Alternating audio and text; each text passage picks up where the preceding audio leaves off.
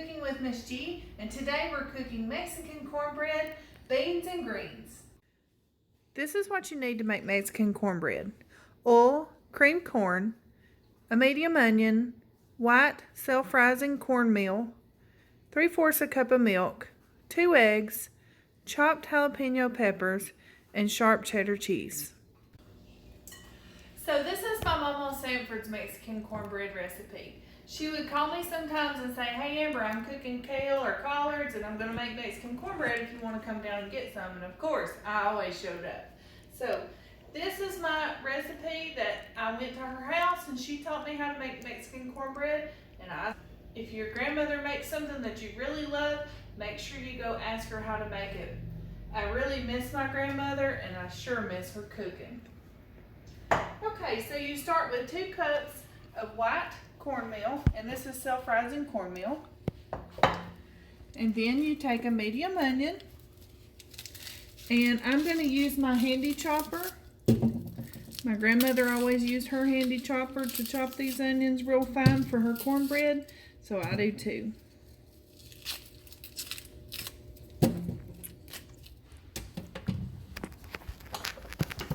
Oops.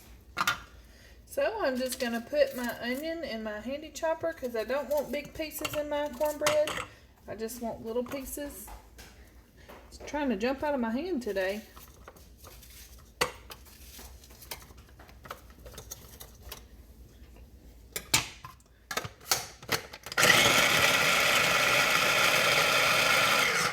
Okay, so I'll put my chopped onion in.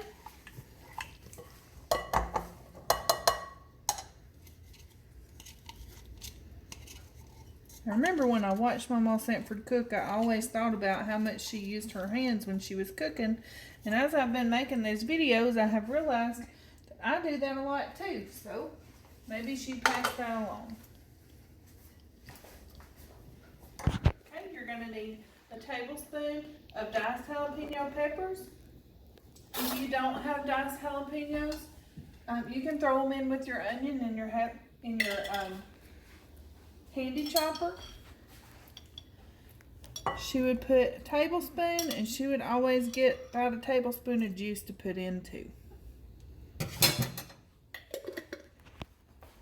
Okay, you need 2 eggs, and I just stick mine in my handy chopper because they need to be beaten.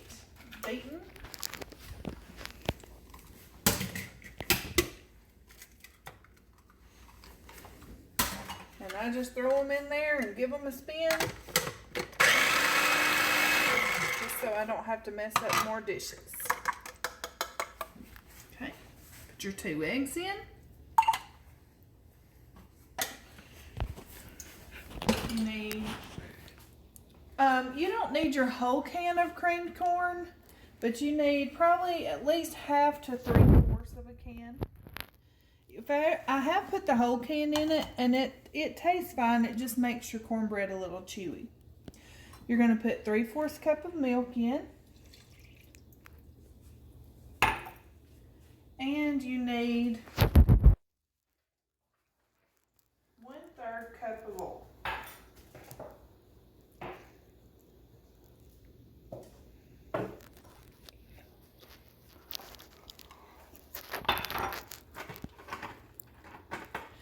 You can put your cheese in your mixture, but I'm going to show you how Mama did it.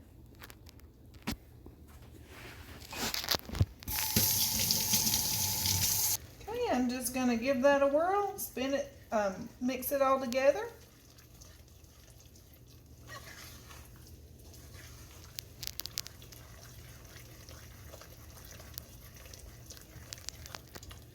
For people who knew Mama Sanford, you know that her love language was cooking, and if you went to her house, you were definitely going to get something to eat, and it was probably going to be her vegetable soup. She made the best homemade vegetable soup. She also made the best pickles, and her hamburgers always tasted so good, but I think it was because of her pickles were on it. She did a lot of things She cooked a lot of things really well. A lot of good memories sitting at her table. Let me make sure I got everything in. Mama always cooked hers in a cast iron skillet, but I don't have one. So I just use this little pan here, and I'm going to spray it.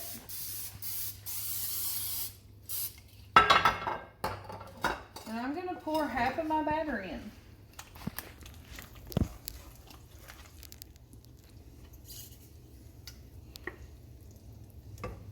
You'll see why in a minute.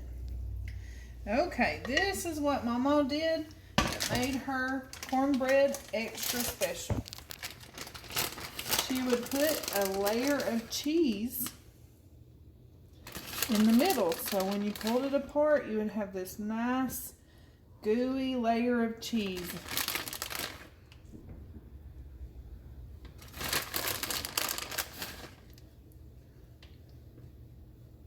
I like to use sharp cheddar.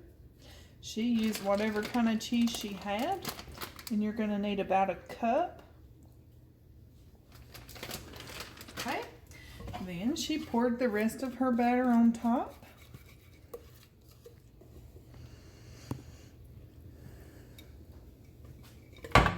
Whoops.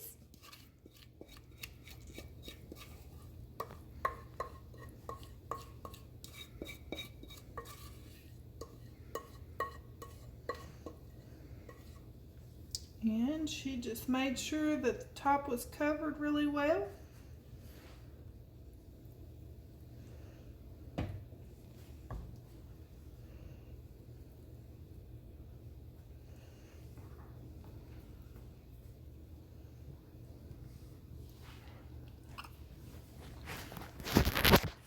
Okay, so all that cheese is covered.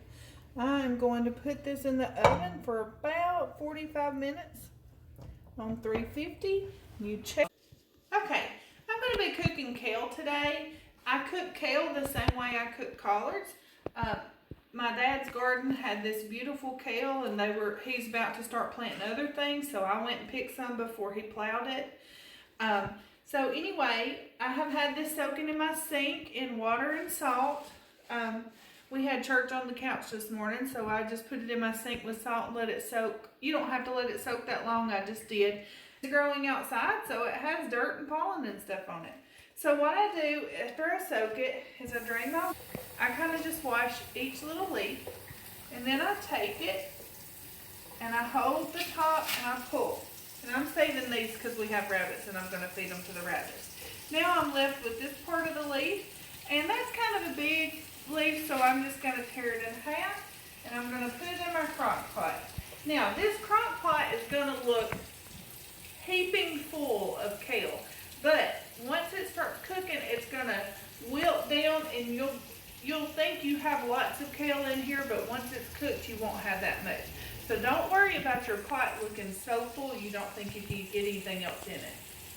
Okay, I'm going to finish washing the rest of this kale, and we'll be back in a little while. Okay, so I've got all of my kale washed, and I've got it in my pot, and see what I mean? It's going to look like you've got an abundance of kale in your crock pot, but I promise, as it cooks, it will shrivel up, and it'll look like about half of this crock pot is full. So I like to use beef broth in mine.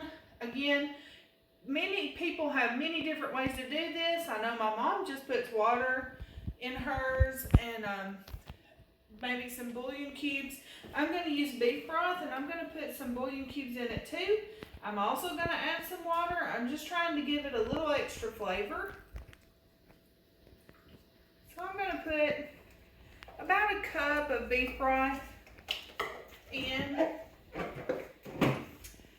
I like to put dried onions in mine. I like the flavor it gives. I'm going to take the sprinkle top, and I'm just going to sprinkle some onions on top. I like that flavor of dried onions, so that's what I'm going to do. And then I'm going to put a couple of beef bouillon cubes in. It needs a little saltiness. I know I put, and I just kind of crumble those up so it's not 2 cubes in there, and I'll come back and stir it throughout the day.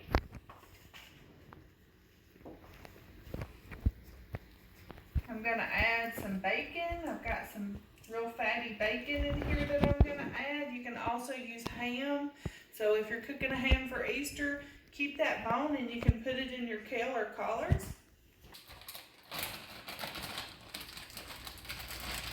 I'm gonna put a couple of pieces of this real thick fatty bacon that I have. You can use any kind of bacon, and if that's a smoky bacon, that gives it an even better flavor. I think I'll put 3 in here. And then I'm gonna put some more water in it, and I'm gonna turn it on high and let it cook for 4 to 8 hours. I'll come back in an hour or so when it's cooked down a little while, and I'll mix it up so it's not all sitting on top.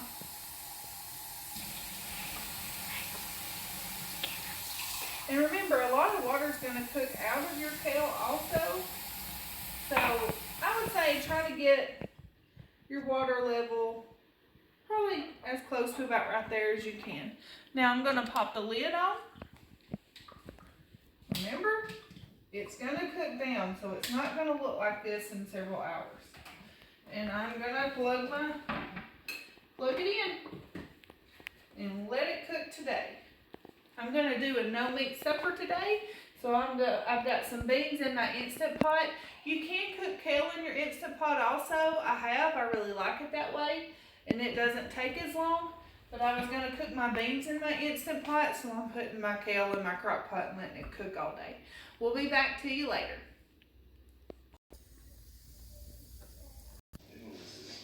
This is the finished product of Mama Sanford's Mexican cornbread. Look at that beautiful layer of cheese.